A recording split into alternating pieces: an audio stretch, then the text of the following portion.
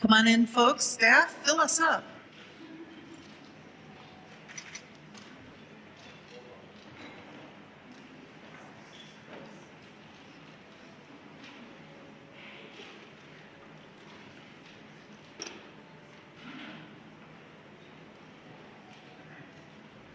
The important people are coming in now. Staff, volunteers, come on in.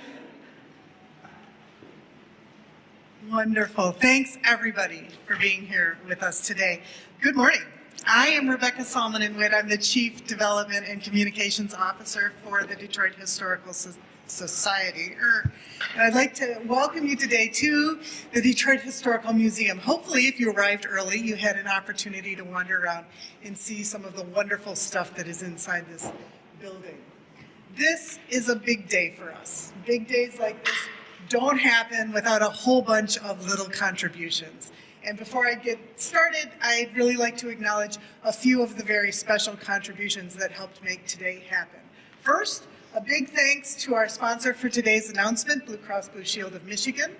Blue Cross has been a huge supporter of Detroit 67 all along. I think we've had almost 600 Blue Cross Blue Shields associates come and visit the exhibit upstairs. They've done probably more than any other sponsor to really spread the word, and we can't thank them enough for their partnership. I'd also like to thank Carhartt and its Carhartt Leadership Program participants, Christine Willer, Melissa Brannon, Christina Dermeyer, and Lindsay Newman. This powerhouse team was basically responsible for all of the goodies that we have for you today, from the invitations to the champagne flutes, and also to the smiles that greeted you when you got here today. So thank you so much, guys. This day is made so much more special for your contributions, and we hope that we have you around as volunteers for a long time, so thank you. And finally, I'd like to acknowledge Greenstone's Fine Jewelry. Those folks always come through when we need something a little bit special for a day, and today was no different, so thank you to Greenstones. Again, these days don't happen without a whole bunch of partners. The ones for today, but also so many more, over 100, who made the project itself happen. So can I get a round of applause for these partners and all the rest?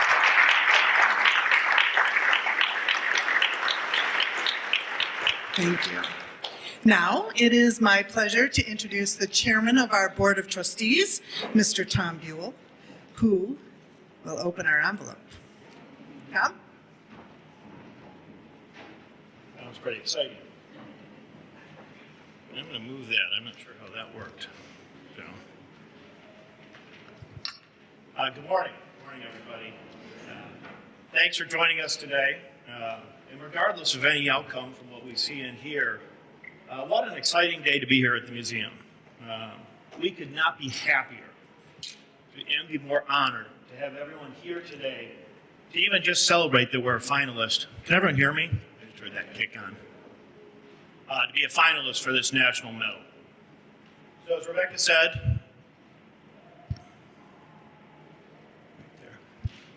Rebecca said, I'm Tom Buell, Chairman of the Board of the Detroit Historical Society. And this morning, on behalf of the Director of Institute of Museum and Library Services, Dr. Catherine Kate Matthew, I'm pleased to announce the winners of the 2018 National Medal for Museum and Library Services. The National Medal is the nation's highest honor, given to museums and libraries that make a significant and exceptional contribution to their community. Over the past 24 years, the award has been celebrated by 182 institutions that are making a difference for individuals, families, and communities. This year's award will be presented to the winners in Washington, D.C. at the U.S. Institute of Peace later this month. So now, what we're all waiting to hear, do we have a drum roll or anything exciting like that? There we go. Sure. Yeah, thank you. The winners of the 2018 National Medal for Museum and Library Services are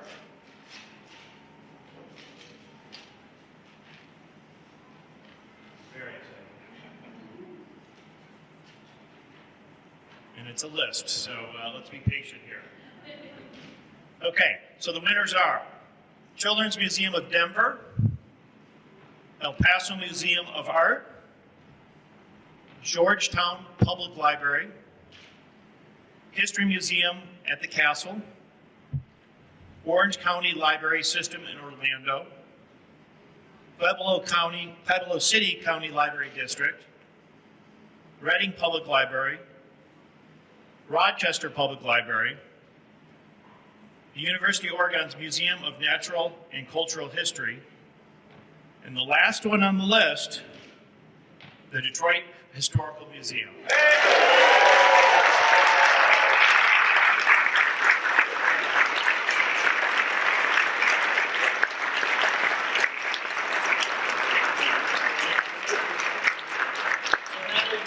Very exciting. So congratulations to everybody here. Thank you for everything.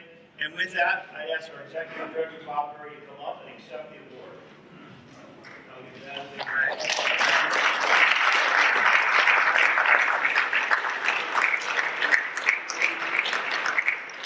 Thank you, Tom, and welcome everyone. It's great to have you here. You know, as Tom mentioned, it's an incredible day for not only the Detroit Historical Society, but also for our city, our state, and beyond. Never before has a museum, a cultural institution, a zoo, a library in the city of Detroit ever received this award. So it's really very special. And at this moment in just 9 other venues across America, a similar announcement is being made to this one that we're making today. As Tom mentioned, we're in very good company. You know, why were we selected? The Detroit Historical Society was selected by the IMLS, which stands for the Institute of Museum and Library Services, for a couple of reasons, and I use their words. Significant and exceptional contribution to our community through the Detroit 67 Looking Back to Move Forward Community Engagement Project. It's pretty straightforward. And today I'm accepting this award on behalf of so many people, many of whom are here with us today across the community. Our cultural community neighbors, our partners, our funders, residents, past and present from across Detroit and beyond, and so many more.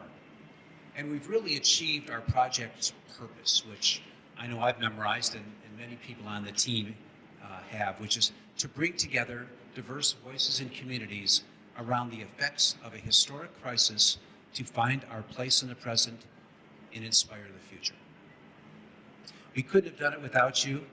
If you lent us your story, if you supported us financially, if you worked your magic with technology or marketing, if you promoted us in the media, if you told our friends about us or encouraged us when we were challenged, thank you, because obviously today we're proving it was well worth it. Well, in the end, our team, the amazing Detroit Historical Society team, delivered. I'd be remiss if I didn't recognize a few individuals outside of our organization who were so important to this process. First, Kirby Joe Hudson, the man, the legend, the person.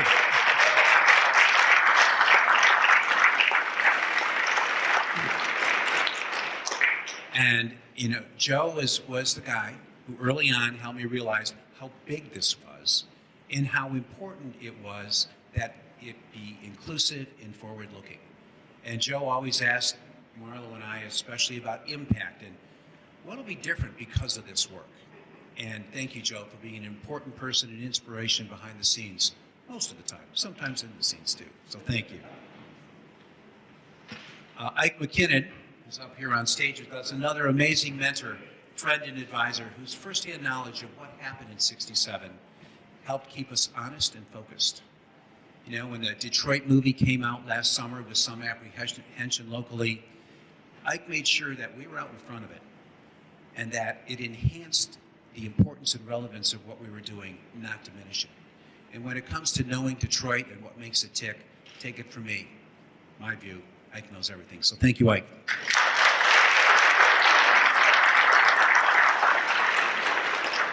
Also like to recognize Tom, our board chair. I mean, Tom's confidence and support that we'd do the right thing from the beginning, and it didn't waver. It wasn't always easy to get in buy-in at some of the board meetings.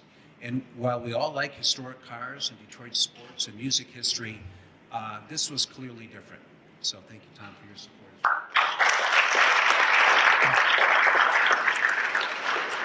One last person who's here, I'd like to thank my wife, Marianne, for her support on this project and everything we do here. It seems like our lives really revolved around the 67 project, so thank you, Marianne. And our elected officials, and every one of them had something meaningful to do today, spending our taxpayers' time and money, but I really want to acknowledge our Council President, Brenda Jones, and our Detroit Historical Society board member as well. Mayor Mike Duggan, Senator Gary Peters, Senator Debbie Stabenow, and Congresswoman Brenda Lawrence, all of whom have been very supportive along the way, including many of them writing letters in our support for this award. They've all sent their hearty congratulations, and I hope to see many of them on May 24th in Washington, D.C., when we actually take possession of that medal. So this is a little bit like the Academy Awards. You know how people go on and recognize anyone, but I'm going to do it. And I must really recognize the Detroit Historical Society team. Well, everyone in this organization touched or was touched by the Detroit 67 project. I'd like to just call out a few very briefly. First being Joel Stone, who is over there. And Joel, as many of you know, is our senior curator, and you know, quite simply, he wrote the book on 1967. He literally wrote the award-winning book, but he helped create the narrative for the exhibition and provided the scholarship and professionalism needed for this project that has now won the National Medal, along with many other honors which are highlighted in the lobby. So thank you, Joel. Tracy Irwin. There's Tracy over there.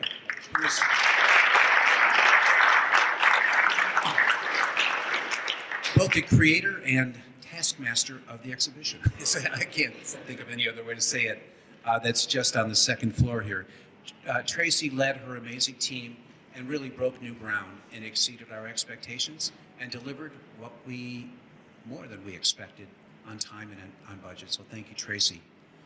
Kalisha Davis, I saw her over here. She really introduced Kalisha Davis.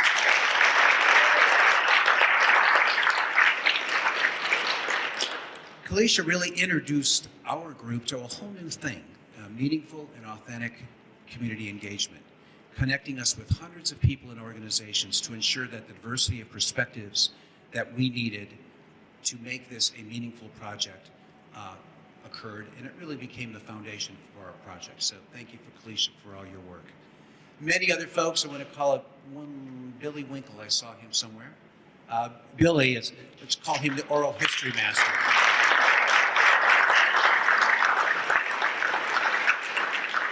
Billy is fearless, from Willie Horton to Martha Reeves to the often unheard voices in the neighborhoods. Billy has talked to and recorded 500 of them. And by doing so really helped create the narrative that was the basis for the project. I'd also like to acknowledge two DHS alumni, Toby Voigt, who I see here, and Kate Baker, who RSVP'd, but I don't see. But Toby and Kate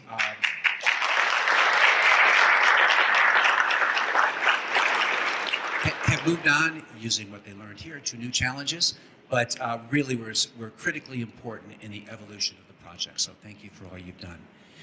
And finally, our project director and my colleague on the journey, Marlo Stanley.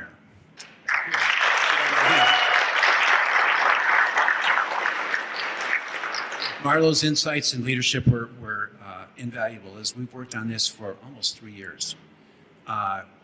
Sometimes flying the plane while we're building it and going everywhere across this community looking for support, which is code word for looking for money. But we always kept making the project the best it could be, our non-negotiable. And most of the time we had great fun, so thank you, Marlo. I'd ask these folks and the rest of the DHS team, which is probably just about everyone on our team, to just stand or give us a wave, and we'll give you a hearty round of applause for everyone.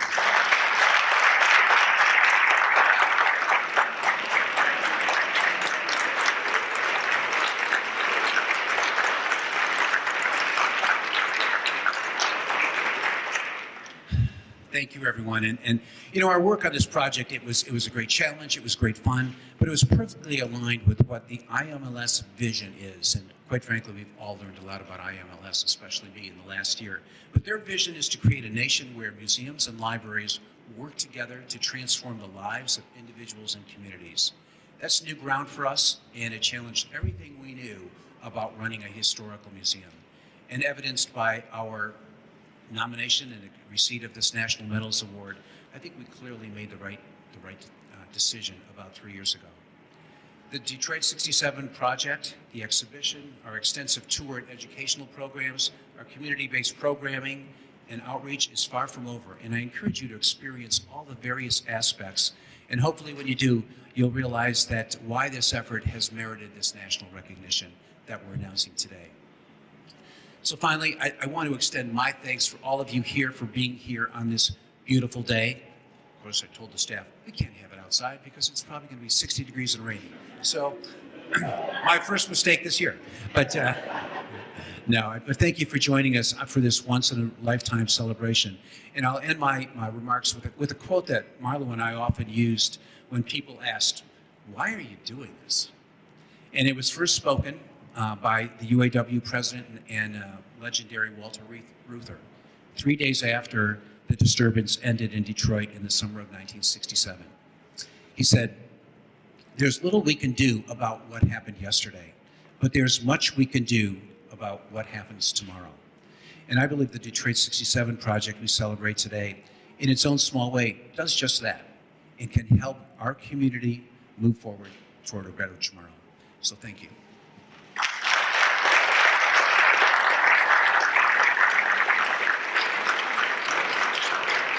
Thank you, Bob. It's now my pleasure to introduce Bert Gaston from the W.K. Kellogg Foundation. I think most of you know the significant contributions that the Kellogg Foundation has made to our community in terms of racial equity and moving that needle forward.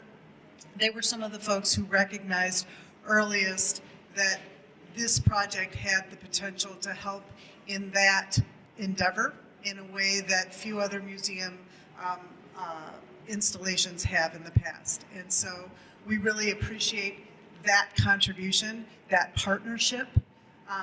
We're in it for the long haul with the Detroit 67 project. It has transformed our agency, and in much the same way that the Kellogg Foundation's initiative are transforming our country. So, Kalia?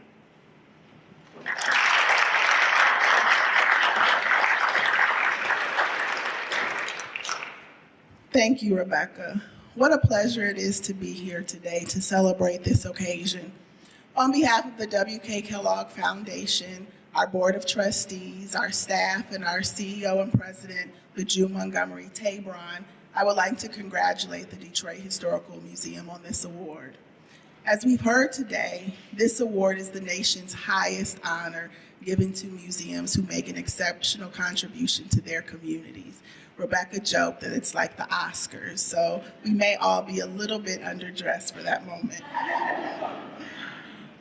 But what a contribution this work was, is, and will continue to be to our city and our region.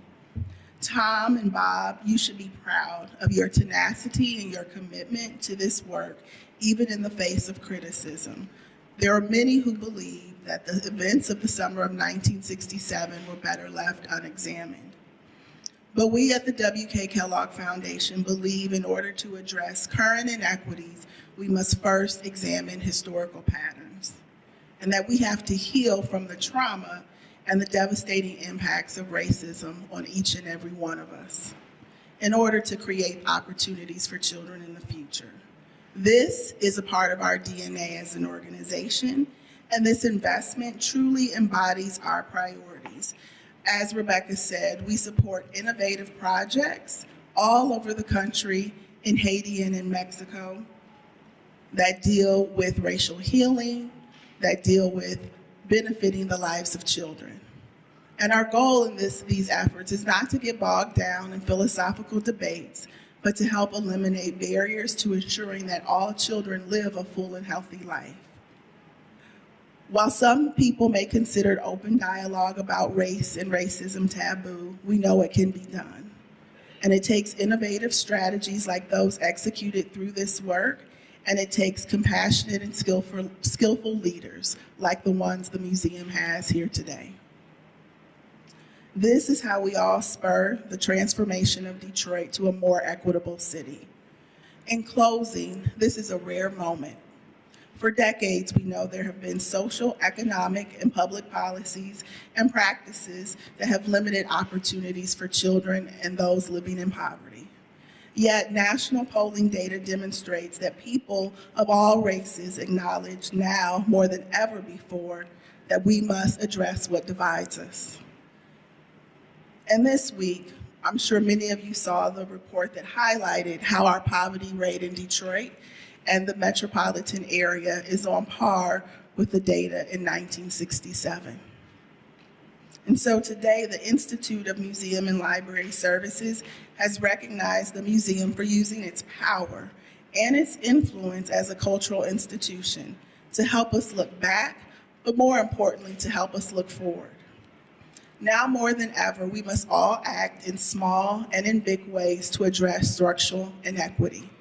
So let's celebrate today, and while we are celebrating, let's all reaffirm our commitment to shared problem solving and changing the future of our city's children, tomorrow and beyond. Thank you.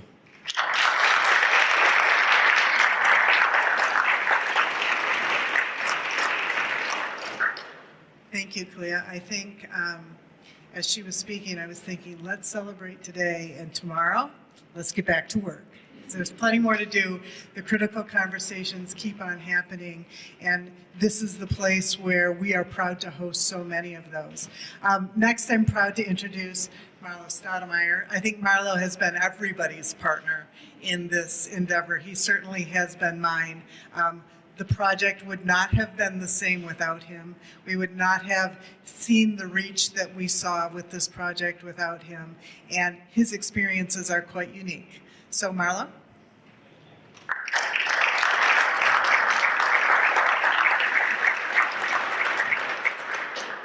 Good morning. How's everybody? I didn't write anything because I lived it. It's in my heart. It's in me. Before I even talk about the project, I think it would be inappropriate not to do this.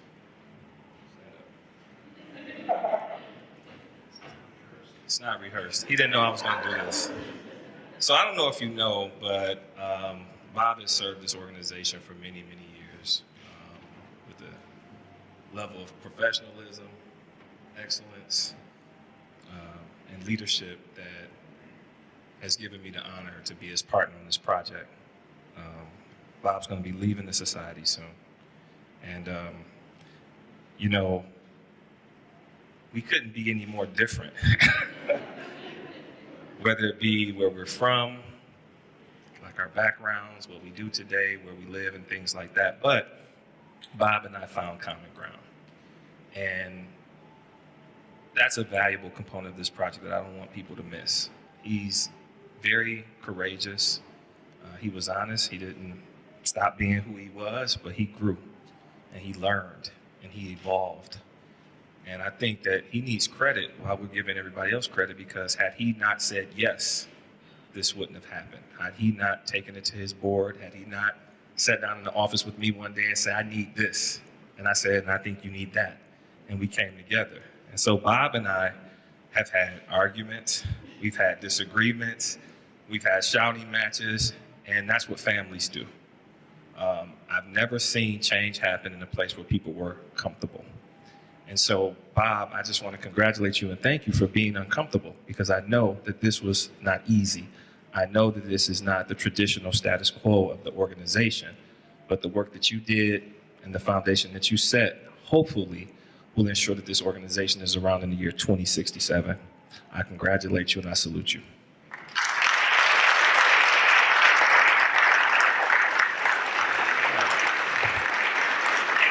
All right, so let's get to the fun stuff. So everybody talked about the project in a lot of detail and why it was selected and why it was important. I'm gonna tell you there was one common denominator, and that's people. Without people, none of this happens. People are the heartbeat of America and the heartbeat of Detroit. People say Detroit hustles harder and that Detroit, has the most resilient people. It's real, and cliches are cliches for a reason. And so with that in mind, I want to just let people know that this doesn't happen without our partners.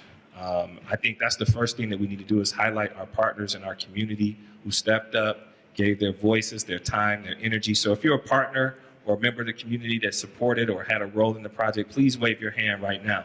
I see a few of them around here. That's really important. They say that the oral history piece was the soundtrack of the exhibition and the project, and that's really true. And so one of the things that Bob and I talked about early on was how can we make this relevant, not only to the organization, but to the community that we serve? How can the society reflect and engage in a way that truly represents the community that it operates in? How do we, as my friend Brenda would say, our newest director of education would say, how do we become a museum without walls? And it starts with people who had a vision internally. And I know that Bob highlighted our staff, but I'll tell you, before I was the project director, Toby was leading the project, and I walked into something that was really strong, and we were able to adjust it. So Toby, thank you. Stand up. I think it's important because she's not here, and she hasn't had a chance to really enjoy a lot of that stuff. The other thing is that one of the things that we wanted to do was we wanted to create something that we could reference again and use again. And what I mean by that is if you Google this journey and kind of look up what we were doing, there's nothing on Google that you can find. So we were trying to create our own model. And Bob and I were in a room one day and we were back and forth and we were saying, well, at the end of the day, we're doing a lot of different things, but what do we really want to do if we can just land on 3 things? And the first thing is we wanted to engage people. We wanted to engage people around a very sensitive and controversial topic, but not just to give perspective on what happened that week, but let people know how we got there, what happened during that week, but more importantly, what happened after. It wasn't the end of the story. New Detroit popped up, Operation Get Down, Focus Hope. A lot of things happened after 67, but more importantly, really give people an understanding of where we are today. And that's why we came up with that tagline so people can find their role and get connected to today. But more importantly, and I say this all the time, I'm gonna say this one last time, someone asked, why would you snatch a scab off of an old wound like that? And my response was, what makes you think a scab ever formed? And I think that sometimes we can be so insular and sometimes we get caught up into our own agendas and our own initiatives and we don't realize that a lot of people have never really had a chance to talk about it or deal with it. And the things that are happening today remind people of the things that happened 50 years ago. And so what's the starting point? It's dialogue, it's conversations, it's meeting people where they are, crossing racial, generational, and geographical gaps that have been dividing us for the last 50 years. If we're truly going to have a chance, Detroit's comeback isn't a true comeback if it's not inclusive. It has to go beyond the 7.2 square miles of downtown and midtown. And how do you do that? You focus on things that you believe are things that we didn't necessarily learn from 67 that we have to address today. And those were where our 4 critical imperatives came from. Economic inclusion and opportunities are critical if we're going to move forward. Dealing with race is critical. If you say you don't see color, you're lying. You see it. It's a part of our fabric of our country. We have to deal with it. People say young people are the future. I disagree. They're the now. How do we engage young people and help develop their leadership skills today, not later, so they can be a part of the solution? And then lastly, which is a core priority of ours moving forward, how do you tap into our neighborhoods to get the real, authentic stories? Because what we learned is not everybody experienced it the same way. You had people who lived on the same blocks who experienced it differently. That's why the exhibition is called Perspectives, because it's all about your perspective. And there's room and there's a place for everyone's truth and everyone's history to live in a place that's supposed to be transparent, that's supposed to be the convening place for all of Detroit's stories. That's our job. That's our legacy. It's not the right, it's not the DIA, it's the Detroit Historical Museum. And so what better way to do that than to take on something which honestly was probably one of the most important stories of our history. And so transitioning from a place of moving forward, it was important to have our funders at the table who could back this up, because it takes money, y'all. And believe me, we stretched the budget, right? And so the other thing that people don't remember, and I gotta get this out, is that along the way we had to add pieces because we didn't know what we needed. We didn't necessarily know what we needed to budget for. So adding Rebecca, who didn't get any love, but I'm giving her love right now, was really important because she came in and really gave us what we needed around the messaging and the branding and having another leader to add to the table. And her and Kate Baker and driving that was really important, because now we're talking about a pivot to moving forward. And what does moving forward truly look like? That's when you get to the activation. How do we take action to not only address those issues, but stay present in those issues and challenge our friends and challenge our peers and challenge the board and challenge the chamber and everybody to stay at the table? It doesn't go away after July of 2017. It doesn't go away today. This is an ongoing journey, which means that this organization is on an ongoing journey. This is my last point. The most important thing that could happen with this project was for us to learn. It was a mirror, not just for Detroit, it was a mirror for the society. Who are we? Who do we want to be? Our job isn't to sell you the airplane, it's to sell you the destination. And as we look ahead to our 100-year anniversary in a few more years, who are we gonna be? What kind of changes do we have to make? Can we take the lessons learned from 67 and be courageous and be accountable and be disciplined to do it again? So we can make sure that when a little small black boy from 6 Mile and Gratiot walks in here, he sees himself within the history that he's walking into. Or when people who don't get a chance to have their stories told, like the Latino and Hispanic community, find a home and find connection, because we're supposed to be all Detroit, not just white Detroit, not just black Detroit. And so the transformation that we have to go through and the organizational alignment that we have to do and the truth that we have to tell ourselves is equally important.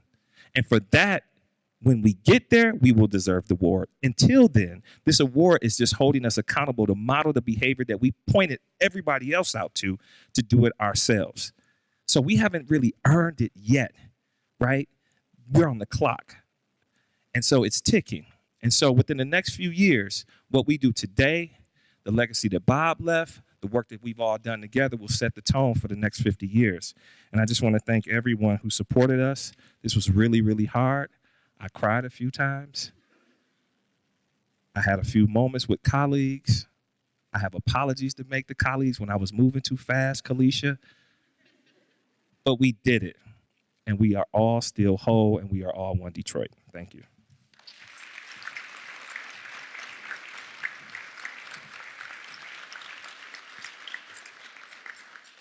There's really only one guy who could effectively follow up Marlo.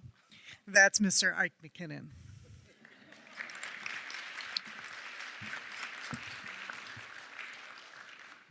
And so, Marlo, my presentation is ditto. So I first set foot in this museum in 1953. You're saying, how can I do that when I'm 39 years old? But no, my school was Lincoln Elementary, which is down by the hospital now. And they brought us here. And I fell in love with this museum. I truly did. And I will tell you that I probably came here once a week because of the things that I wanted to see. I mean, the streets of Detroit. There's so many wonderful things that are here. And I have a granddaughter who's the age that I was when I first came here. And I brought her here. She lives in California, but I brought her here because I said, this is where Grandpa started, and Grandpa had so much fun as a young man. But it's much more than that. It's understanding that this place and our city has so much history and culture. You know, I lived in 1967, but I lived it before that as a young boy, and I lived the horrible things that occurred in our city. I saw a great number of people who lost their lives. I saw a great number of people who were beaten. And I wondered why and if this would ever stop.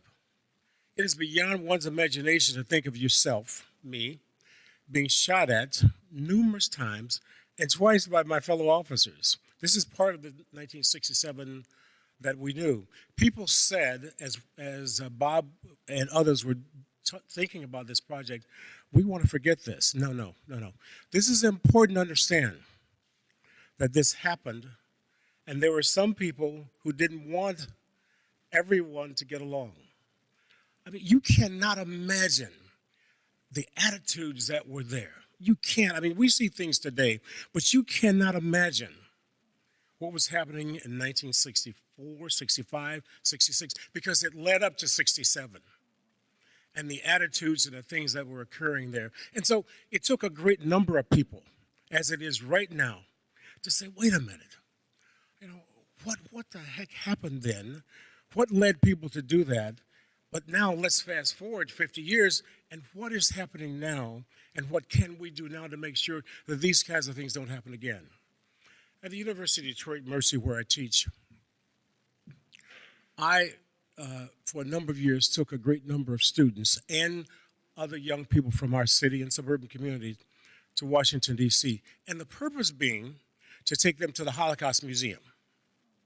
And you would say, well, Ike, why would you take this? Because, listen, if you haven't been, it's kind of like this place for me. It's a labor of love, but also a labor of learning. And so one of the times I was there, I had probably 30 young people. And we had a guest speaker that day. His name was Mr. Greenbaum, and he was a survivor of the Holocaust. And think about this. Most of these young kids were from Detroit who didn't know the first thing about the Holocaust, and certainly not about Mr. Greenbaum.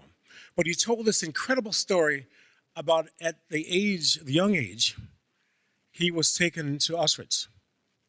And he lived there for 4 years.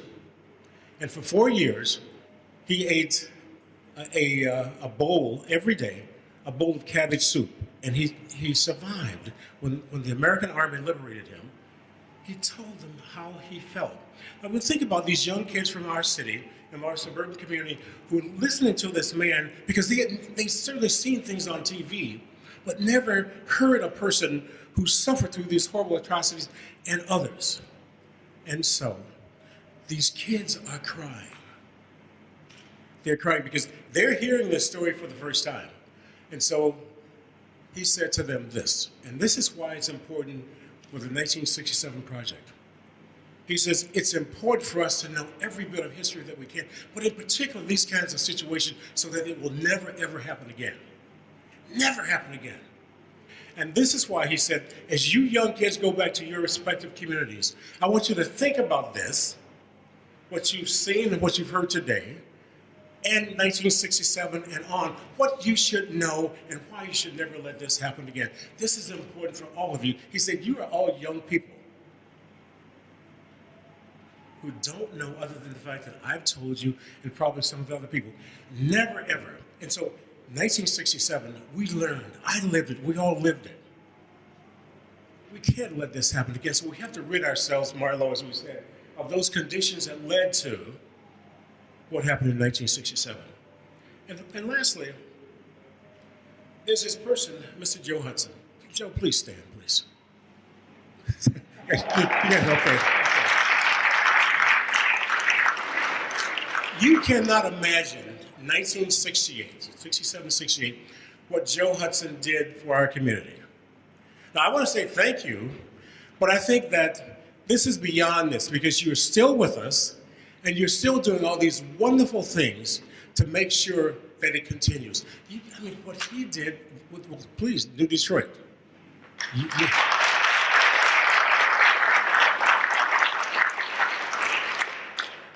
What Joe did for our community was not only then, but now. If you could have been around in 1967, 1968, and again, the attitudes of people that were there, I'm sure they were saying to Joe, what are you doing? But it was important to set a tone for the beginning of what was happening in our city and changing the attitudes of people. So Joe Hudson, thank you so much. Thank you for everything you've done for us. And finally, never ever forget and never let these kinds of things happen again. We have to rid ourselves of those problems that we had and have that will change every child's or every person's life. Thank you so much.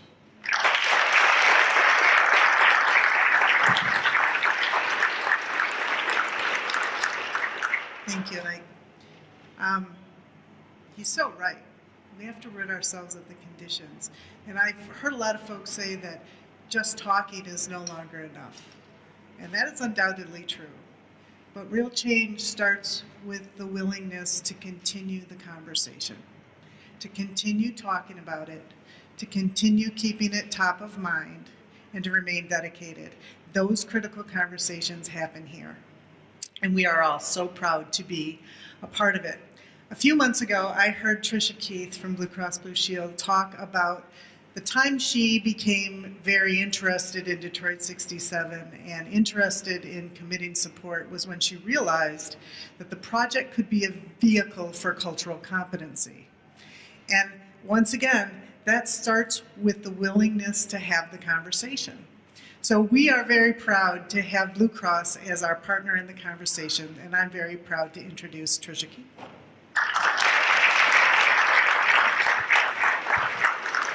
Thank you, Rebecca, and thank you for the opportunity to be here and partner. As you've heard, we've been delighted to be able to partner not only on D67, but as well as the presentation today.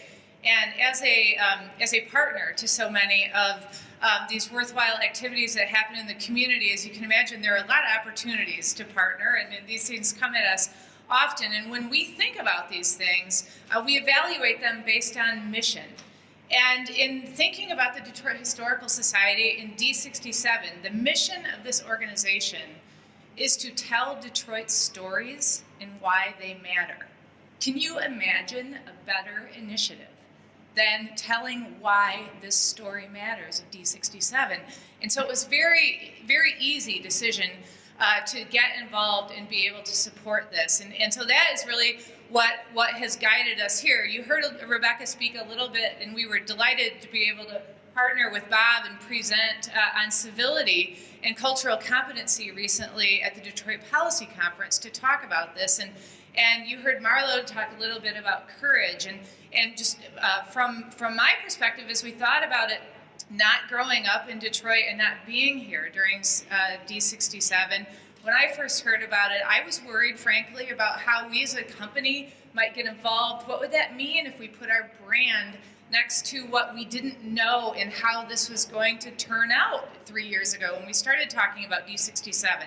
But as we worked through and we understood that the real mission was to tell the story, to share the different perspectives, and to create that understanding moving forward, that was what really drew us to the project. And we chose to activate, to bring this to the community, but also to bring this to our employee base with the idea of creating that cultural competency. Because we know that the more that our employees understand that which happened, they are able then to drive that understanding, to deal with our members and how to deal with things going forward, and hopefully ending up in a better experience for our members and for the greater community. And for that, that is how we have chosen to partner with this. We're delighted at how this was executed and brought forward, and want to add our congratulations with the National Medal. We're so proud of all of you, and thanks for the opportunity to partner. Thank you.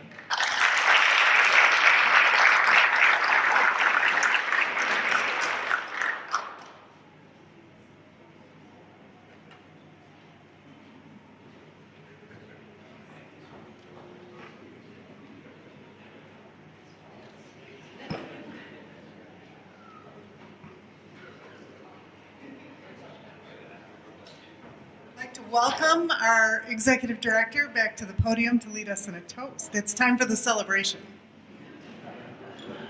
Well, thank you, Rebecca, and thank you all for being here and being part of this celebration, which I think we've established couldn't have been done without everyone in this room and many, many more folks who all played a part in helping us tell this story in a way that matters in the present, matters in the future, and enables us to learn from what's transpired in the past. So with that, I could give a toast, like when you go to a wedding and only 2 people understand it, I'm not going to do that. So I'm just going to make a very generic toast and have a toast to the Detroit 67 Project as the 2018 IMLS National Medal Award. Thank you all. Cheer here.